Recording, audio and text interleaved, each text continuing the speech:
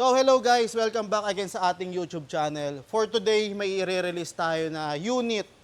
Ito ay isang 2025 Mitsubishi Expander Cross, quartz white pearl metallic.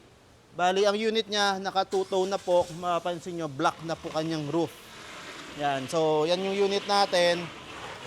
Sila client pala ay all the way from Agoo, La Union. So, biyumiyahe pa, dinayo pa tayo ulit dito sa ating dealer dito sa Abad Santos, Manila para ilabas ang kanilang brand new na Expander Cross.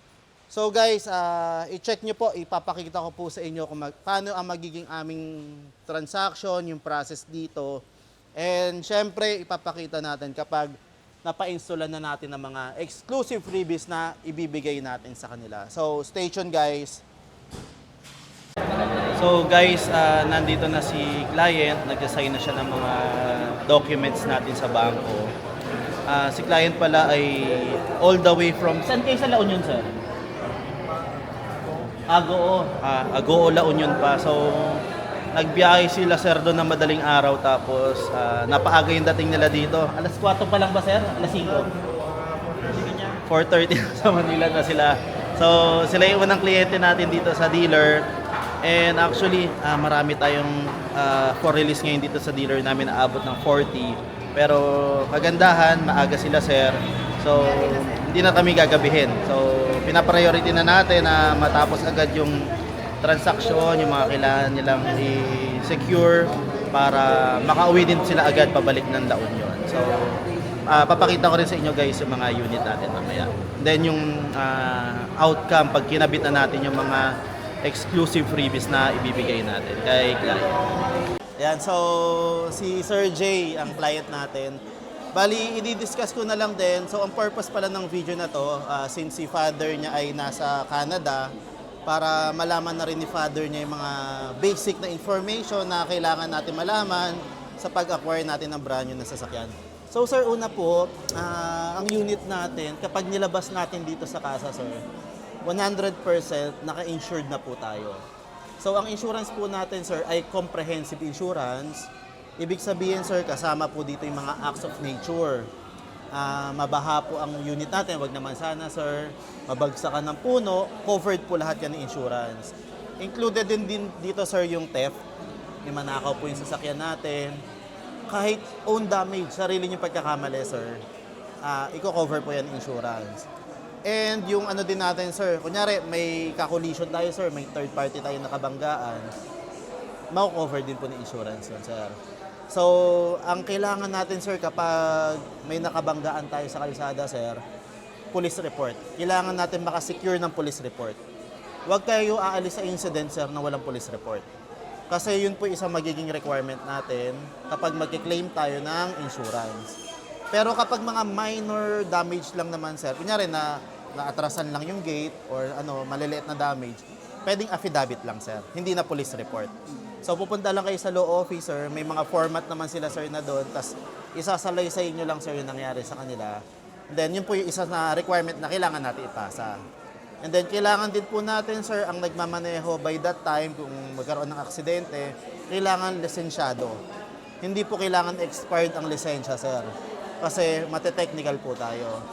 At the same time, kailangan po, sir, ay hindi nakainom ang nagmamaneho.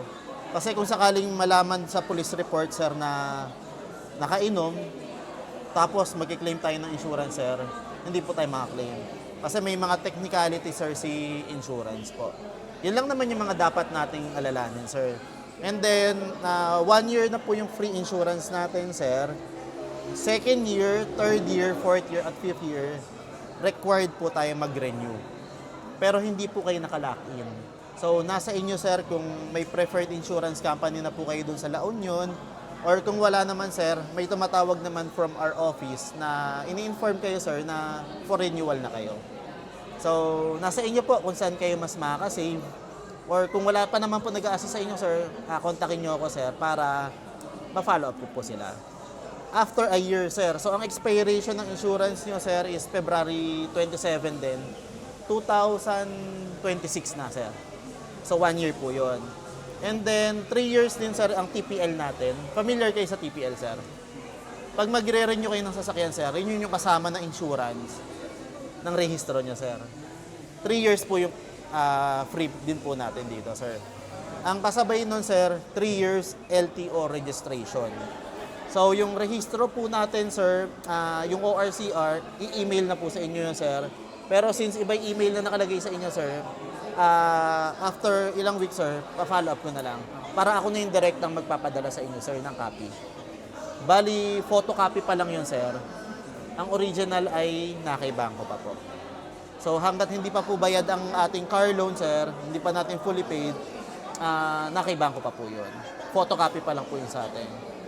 And then, pag magre-renew po kayo ng registration, yung LTO nyo po, pwedeng sa inyo na naman, sir. Hindi naman kayo kailangan pumunta pa dito, sir, para mag-rehistro. So, after 3 years pa po.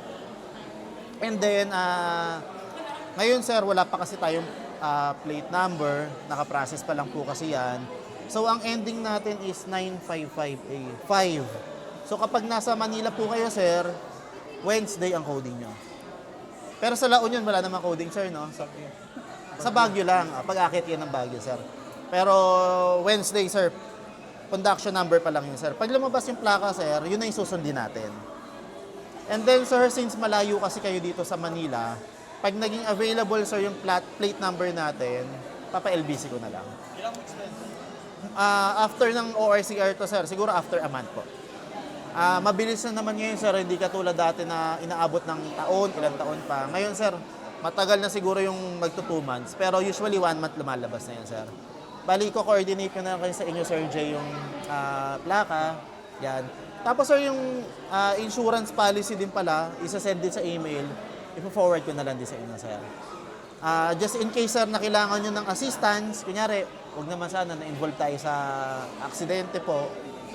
May contact number si insurance doon, sir, hotline, para kung sakali, sir, na gusto nyo magpa-assist or magpa-advise kung anong dapat gawin, pwede pong tawagan yung hotline na yon.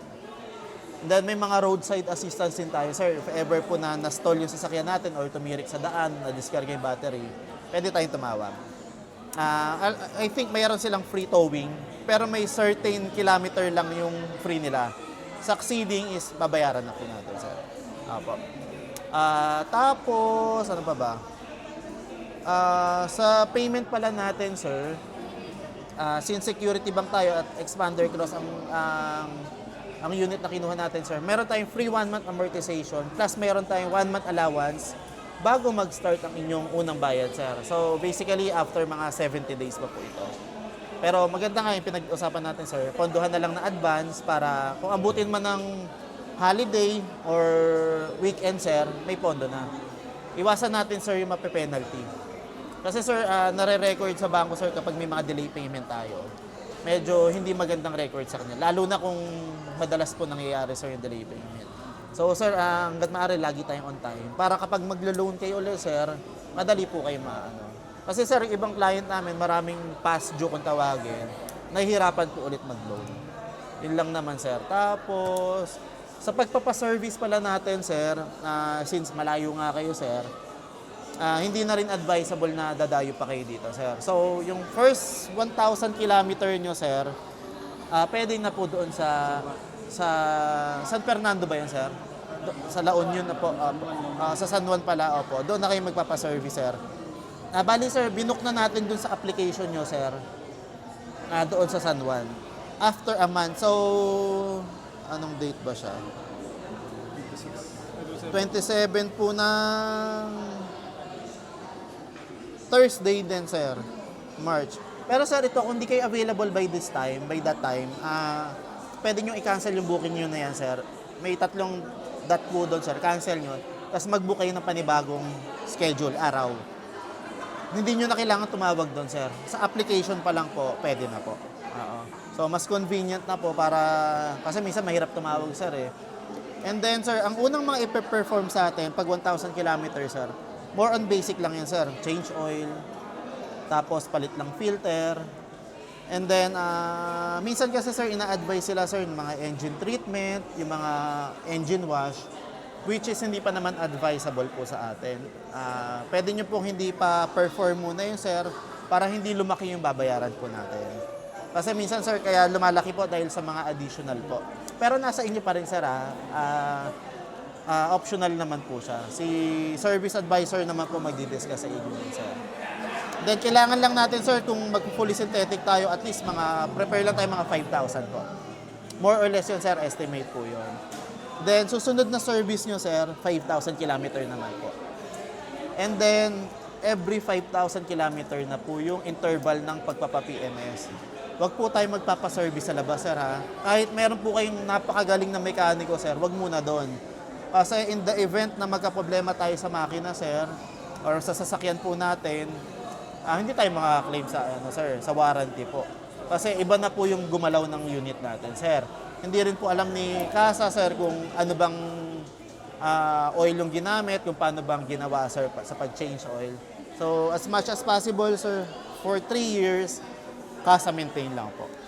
Yan. Pero after 3 years, sir, kapag tapos ang warranty, nasa inyo na, sir, kung gusto nyo pa po siya i-maintain sa Kasa or sa labas na po. Kung may budget, sir, Kasa pa rin. Pero kung medyo practical, pwede na po sa labas, sir. Yan. Tapos, sir, gasoline engine tayo dito. Hanggat maaari, sir, sa mga kilalang gas station lang tayo. Wag tayo doon, sir, sa mga hindi kilalang gas station. Kasi baka mamaya magka-problema yung engine natin, sir. So, sa mga Shell, Petron, Caltex, mga Uni Oil, pwede rin yan, sir. Magaganda rin po yan. And then, ano pa ba, sir? Sa La Union, sir, ma-avail nyo pala, free labor, 1,000 saka 5,000 kilometer. Pero pag dito kasi, sir, 10, 15, 20, meron ka pang free labor. Free labor lang naman yun, sir. Makaka-discount ka ng mga 1,000 plus lang naman, sir. Langis, pwede bang magdala ng langis sa kanila? Magandang tanong, sir. Pag magdadala ng langis, sir, may core cage fee. May gupit. Tapos, may waiver kayo na pipirmahan, sir. Kung sakaling magka-problema sa makina, hindi nila sasagutin. Kasi hindi po nila alam, sir, kung expired na ba yung oil or kung saan man galing, sir. Or hindi rin alam kung original oil nga yun, sir. So, much better sa Kasa lang, sir. Kasi halos ganun lang din naman, sir, ang presyo, hindi naman din nalalayo. So, good question yan, sir. Oil na, lahat ng mga parts, sir, puro Kasa na lang natin kunin, sir. Yun lang naman po. So, patayin ko na, sir. Medyo... So, ito guys, bali tapos na makapag-fill out ng mga forms si clients, sa mga signature na kailangan pirmahan nila sa mga bank documents, and ready for turnover na to sa kanila. Yan. So, maaga sila pumunta dito. Actually, sila yung nagbukas ng aming dealer dahil bumiyahe sila ng maaga para hindi tayo masyadong gabihin kasi 40 plus ang releases ng dealer namin for today lang yun, ha. So, maraming tao. So, para ma-avoid natin yung mahabang pila, I suggest sa mga future client ko na agahan natin yung pagpunta dito para hindi tayo malate ng tapos. So, yan. Ito yung expander nila, sir. Yan. Quartz white pearl metallic. Bali, si client pala ay all the way from Canada. Pero yung anak niya na yung nag-transact dito sa atin.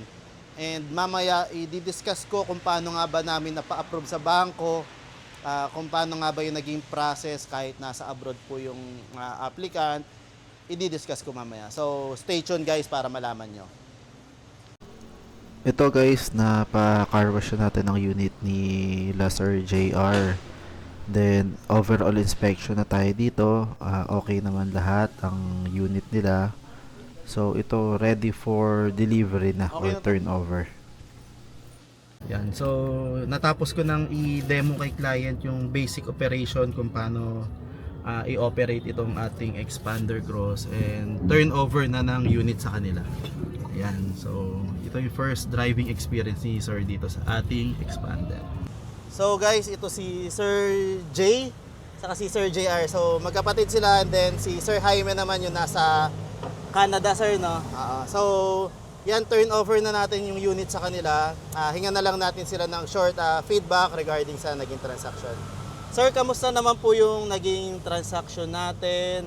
Yung flow ng transaction, yung unit, sir, kamusta naman po? Yung transaction natin mabilis. Apo.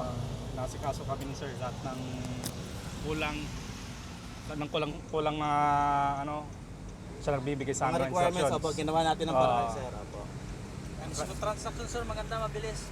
Yan. Saka maraming freebies. Tsaka mabait si sir. Madali kausap. Mabait din sila. Yan. So, mababait yung kliyente natin. Swerte tayo. Magaan ka transaction. Walang naging problema, sir, no? So, yun, sir. Ito si Sir Jaime. Si father nyo, sir. Makikita to for sure yung vlog na to, sir. So, shout out sa iyo dyan sa Canada, sir. So, yun lang naman, sir. Maraming salamat, sir, Thank you din, sir. sa Thank you. pag-avail. Thank Ingat you. kayo pabalik ng La Union. And congratulations sa bagong blessing ng family niyo, Okay, sir. thank you sir. Thank you. Salamat, salamat, sir. Thank you sir. Thank you. Thank you. Okay. Thank you, sir. Thank you. Ingat, ingat po.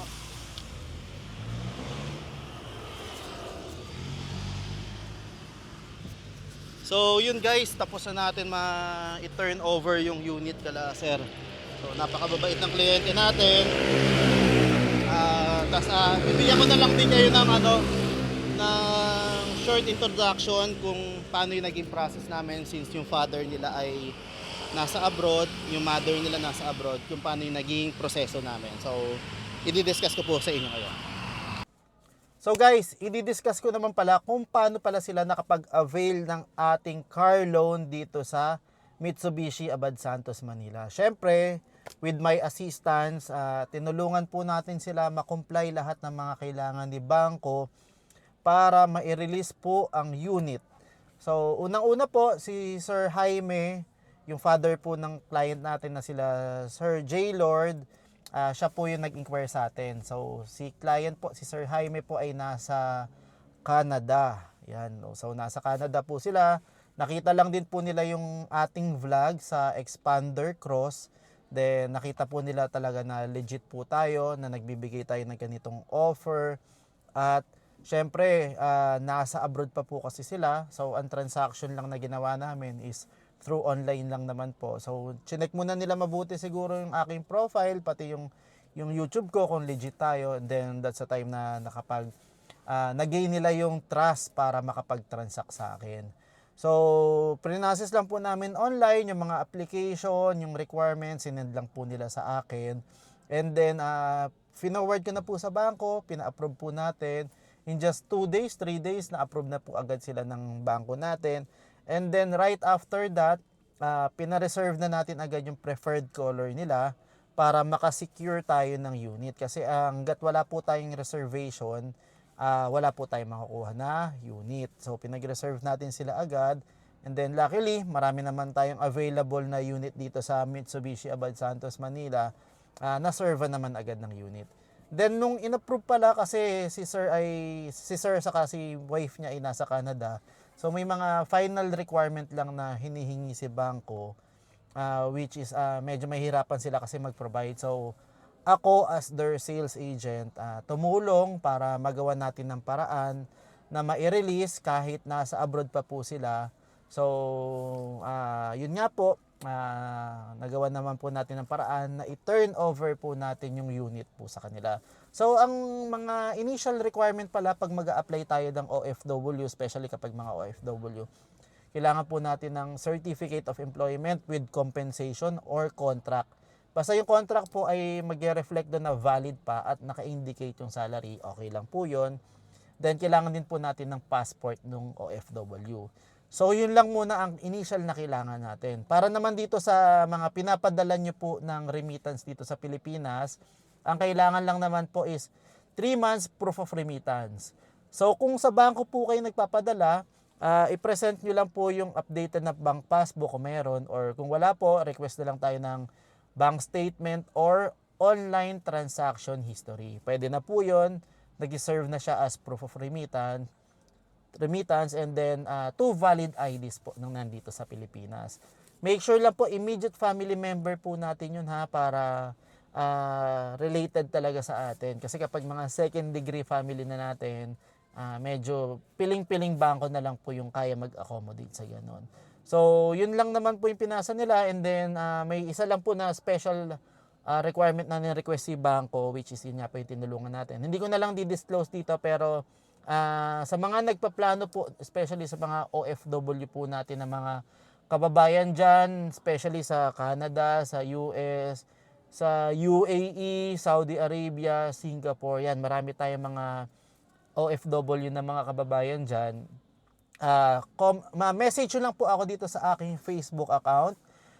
Please be patient lang po kasi minsan talagang pag nag-release po tayo, hindi tayo agad makasagot sa mga inquiry ni client kasi pina-priority lang natin matapos agad yung process dito natin sa kliyente para makauwi din po sila agad na maaga. Kasi kung all the time po ay sasagot po ako ng mga inquiry, hindi ko po matatapos tong trabaho ko po na nandito, which is yung turnover po ng unit ni client. So, please be patient, message lang kayo, mag-leave message lang po kayo. Sasagutin po natin yan kapag may mga free time po tayo. Yan, so yan guys, yan lang naman ang ating munting video ngayon. Sana sa mga OFW natin dyan, may kahit pa paano may konti kayong natutunan para dito sa pag-process natin kapag nasa labas kayo ng bansa. So hanggang dito na lang guys, maraming salamat sa panonood. At thank you so much Sir Jaime at Ma'am Caroline sa pag-avail ng unit and then sa mga anak niyo po na nag-receive po dito. Maraming salamat and congratulations po sa inyong brand new 2025 Expander Cross. So hanggang dito na lang guys. Bye-bye.